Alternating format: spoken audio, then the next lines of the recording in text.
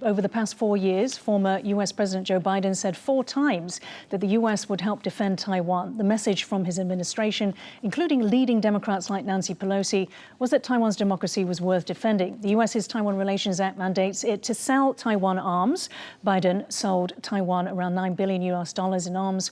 And while in his first term, Trump sold Taiwan more than $18 billion. When it comes to Taiwan's investment in the US, Bloomberg and Taiwan's Commonwealth magazine reported that 2024 was a record high, as you can see in this chart. And it was part of a clear upward trend, reaching $14.1 billion.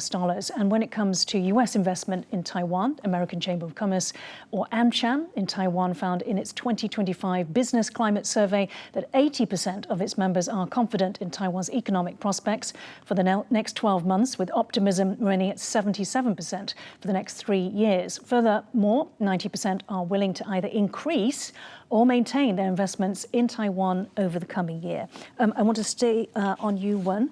So what are your thoughts on Trump's stance towards Taiwan in his second term? Well, Taiwan sent a cross-party delegation signaling the bipartisan nature or cross-partisan nature of our relationship between Taiwan and the US. And we strongly believe in the enduring partnership between our two countries, built upon decades of friendly interactions that encompass several important areas that are crucial to the region, including on security, including on economic trade, and other important issues as well. And Taiwan very much looks forward to working closely with the new US administration led by President Trump. And one major aspect is that many newly appointed members of President Trump's cabinet have been longtime supporters and advocates for Taiwan who have publicly voiced support for Taiwan over the years. And Taiwan sees this as a very positive message, and it's been received pretty well in Taiwan. And Ronan, but however, Elon Musk, who is a special advisor to Trump, is not pro-Taiwan and seems to be pro-China. What's your take on how his position is towards Taiwan? Does he see Taiwan as an ally, as a democratic ally that is worth supporting, sticking by, which is what Joe Biden's position was? How do you draw the distinction between the two? You mean the Biden administration and the Trump administration? I think so. For Biden administration, he really wholeheartedly believes in the notion of like-minded states, ideology, democratic values. This is what he actually believes. But I don't think that Donald Trump shares something in common. But for Taiwan, it's also an opportunity, because if we can present ourselves as an invaluable partner, then, even for Trump as a person who usually engages in transactional way of thinking, as long as Taiwan can prove our value, we have to enhance our economic diplomacy. That kind of effort should be made, and maybe double down if, we have to reassure them on defense and security so that we won't be considered as a burden. Right, and let's hear it from the horse's mouth. How is Taiwan showing that is it invaluable in the supply chains? Well, just to add for a moment, over the past 8 years, the Taiwan-US relationship has grown continuously. And despite the fact that different political parties have been in power and changes in the US presidency, policies on Taiwan have largely enjoyed a trajectory of continuity and consistency. And we believe the spirit of close cooperation will continue. And but these are words that are not associated with Trump, especially not, it seems, Trump 2.0. Well, we consistency believe, and well, actually, on the area of Taiwan policy, whether it's from the first Trump administration or throughout the Biden administration, we've seen large degrees of consistency and continuity that serve as a testimony to the strong friendship between the people of Taiwan and the people of the United States. And Taiwan has always devoted its utmost efforts to ensure that the Taiwan issue receives bipartisan support in US Congress, in various levels of American society, and we intend to keep it that way. But to address the issue of economic cooperation between Taiwan and the US, I think one very important aspect that we mentioned a bit about earlier is that Taiwan has been significantly increasing its investments in the US over the past decade or so. And this hasn't always been the case. When you look at statistics from the year 2010, over 80% of Taiwan's outbound investments went to China. But if you fast forward to the year 2023, that number has dropped to around 11%, whereas investments going to the US have surpassed 40%.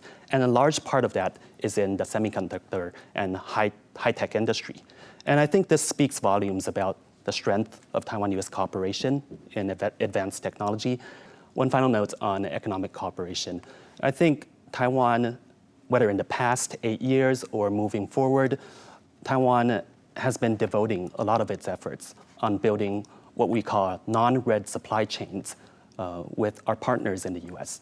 And by non-red supply chains, we mean that we want to see more cooperation, especially in advanced technology, between democratic nations, or what we call freedom-loving people should look out for each other. It's important that our cooperation contributes to the freedom and security of both Taiwan and the United States in various important areas such as the protection of personal information, on cybersecurity and national security as well. And I mean, some of these initiatives were actually kicked off in the first Trump administration in terms of the non-red supply chains. And it's also encouraging that you say that there is continuity between over the past 8 years in terms of US policy towards Taiwan. Now, Trump is known for his deal-making and transactional approach. It's unsurprising he's been asked whether he can cut a deal to avert war by protecting Taiwan from China.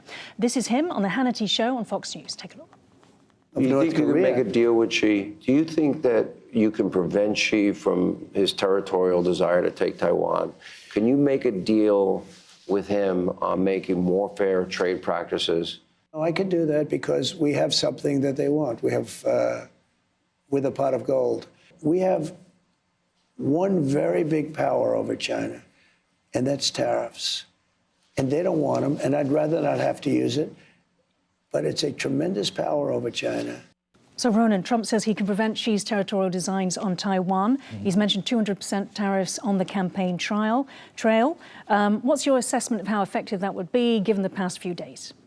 So basically, I don't think that by imposing tariffs, you can actually deter a Chinese aggression against Taiwan.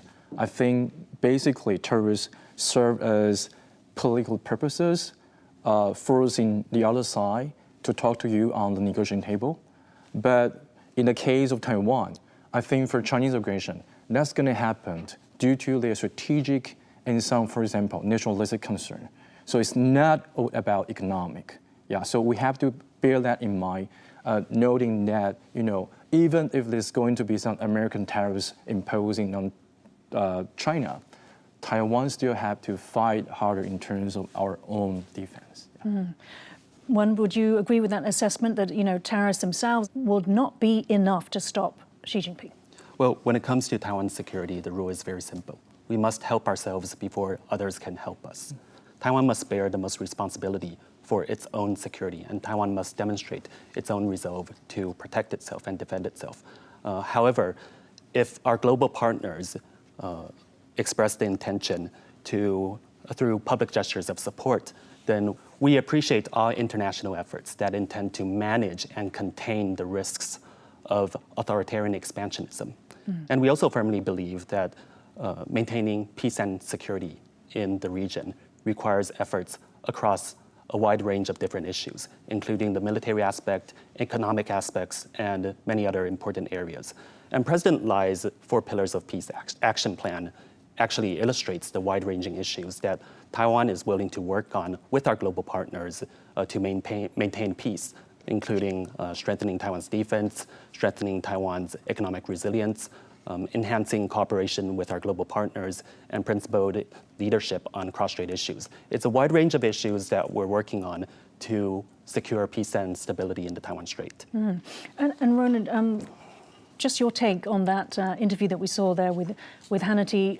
Was it, as one had just said, it's encouraging to see that Trump said, well, actually took a stance on the Taiwan's future in terms of that he can do it and he would be game to try to stop Xi's designs on Taiwan? Was that something that was new for you, given that for a long time there was a lot of uncertainty about what his position was?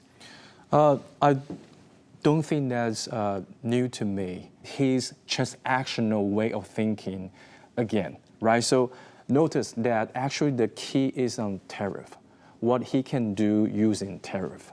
Now, Taiwan happens to be the subject matter that's being discussed. But putting 200% tariffs, there will be pain for U.S. consumers too. So yeah, I agree that that's going to impose some costs. It's good that he's perhaps willing to use tariff to protect Taiwan, but we cannot believe that there's a security guarantee. Okay, so we still have to make sure that we keep working with the U.S. government so that some firmer commitment will be made in other occasions.